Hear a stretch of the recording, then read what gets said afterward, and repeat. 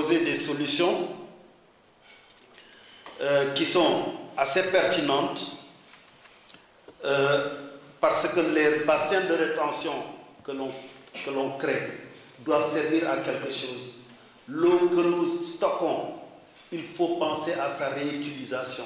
S'il faut dépenser beaucoup d'argent pour créer des bassins de rétention et seulement jeter cette eau à la mer, c'est dommage. Il a également demandé qu'on fasse attention à ne pas remblayer les zones de captage. Nous avons vu la zone de captage auprès de Grand Yoff. Nous avons vu la zone de la Petite Niaï et de la Grande Niaï au niveau de Scat Urbam et au niveau même de Technopole. Les gens sont en train de remblayer pour créer des sites d'habitat. C'est mortel pour nous. Donc, en dehors de cela, il a conclu pour dire que l'assainissement et la gestion de l'eau vont de pair. Il faut prendre les deux en même temps.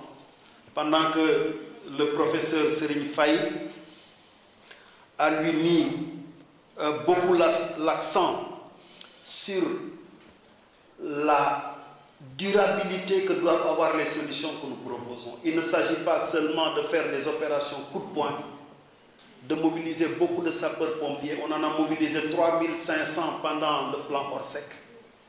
De mobiliser des milliers et des milliers de sacs de sable.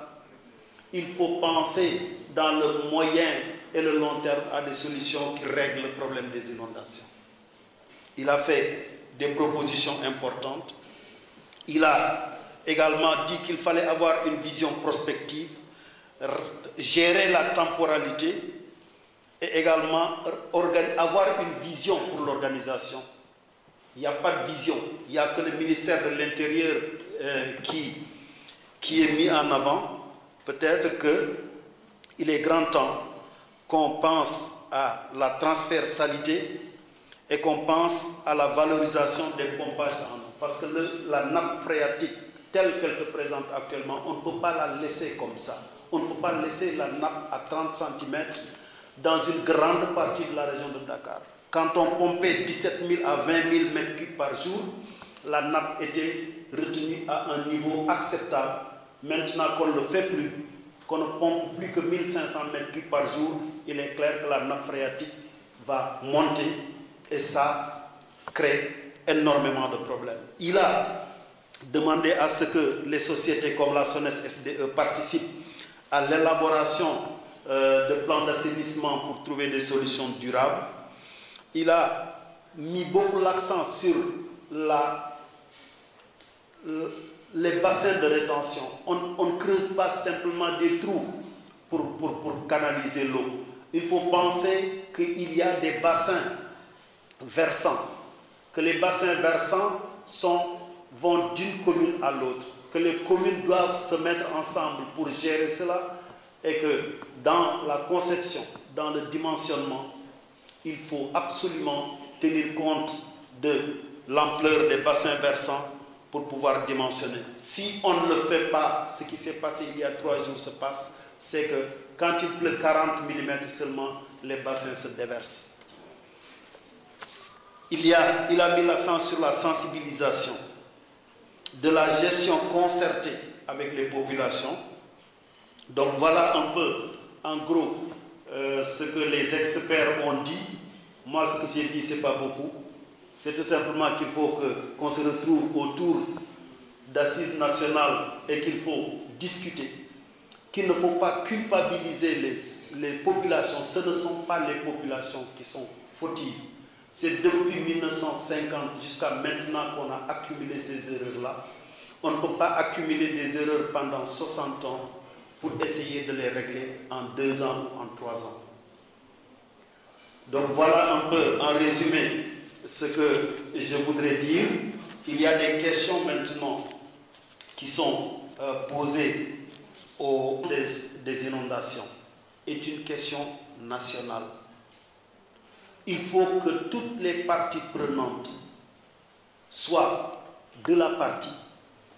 Il faut que l'État organise la discussion, il faut que l'État mette en avant un leadership. Ce que j'ai dit, ce n'est pas moi seulement qui le dis. Après les inondations de 2005, le chef de l'État, le gouvernement, ça a été financé par la Banque mondiale, par le PNUD, par l'Union européenne et par tous les partenaires du Sénégal. La deuxième chose, c'est sur le coût du plan Jaxaay. Quand les inondations se sont produites en août 2005, le chef de l'État a pris rapidement une initiative pour mettre en place le plan Jaxaay. Raison pour laquelle les élections avaient été poussées. Et on avait dit qu'on allait construire 3000 logements à raison de 18 millions par logement. 18 fois 3, ça fait 54 milliards. 18 millions fois 3 000, ça fait 54 milliards. J'ai dit que ce coût-là, il est exorbitant. C'est mon opinion personnelle. Je pense qu'il faut discuter. Parce que ce qui est construit là-bas, c'est des logements F3. Un logement F3 fait 60 mètres carrés. Là, le salon, les deux chambres, les toilettes, la cuisine, les couloirs et l'espace familial. Ça fait 60 mètres carrés. Au coût d'exécution des logements économiques et très économiques au Sénégal à l'étape actuelle, un logement de ce type ne peut pas coûter plus de 9 millions de francs CFA. 9 millions fois 3, ça fait 27 milliards. 3 000 logements fois 9 millions, ça fait 27 milliards. Les VRD, c'est-à-dire les réseaux d'adduction d'eau, d'assainissement, les routes, etc., ne peuvent pas coûter plus de 1 million par logement. 1 million, c'est beaucoup.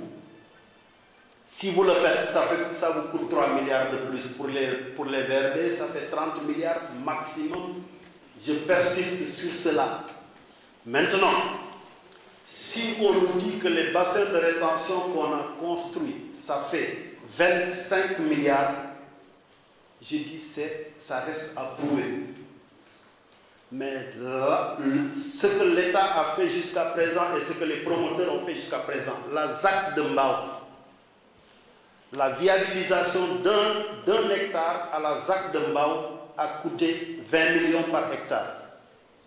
20 millions par hectare. C'est pour ça qu'on demandait aux gens à qui on donnait des parcelles 200 000 par mètre, 20 000 francs par mètre carré quand on leur rétrocédait ça. Donc, même si on double le coût de viabilisation de la ZAC de Mbao, c'est-à-dire qu'on prenne 40 millions par hectare, la viabilisation de tout ce qui a été fait sur le plan Jaxaay pour les 3 000 logements ne peut pas coûter plus de 2 milliards 500 millions. Là, je suis formel. Mais je pense que tout ça, ça mérite que les gens s'assoient et discutent autour d'une table. Qu'est-ce que ça a coûté? Est-ce qu'on aurait pu faire ceci? Est-ce qu'on aurait pu faire cela? Ça ne peut se faire que dans le cadre d'assises ou bien de concertation entre les différents acteurs. Les autorités sont au fait donc, des inondations. Ils savent vraiment ce qui se passe sur le terrain. Et vraiment, je cautionne tout ce qui a été dit. Seulement donc, dans nos interventions, donc, on a remis deux aspects importants. Le premier aspect, c'est la conséquence des inondations. Avec,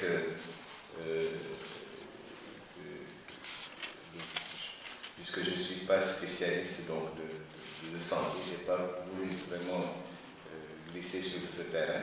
Mais aussi, il y a d'autres conséquences, surtout les conséquences sociales. C'est un drame social que les populations vivent avec le traumatisme. J'ai entendu donc, un intervenant, je crois que c'est Abdoulaye Ndiaye, parler probable formation d'îles à Dakar. Si on voit l'évolution des affaires, là, on est en presqu'île, mais si Dakar arrive à être coupé en deux par de l'eau, effectivement, l'île va se former.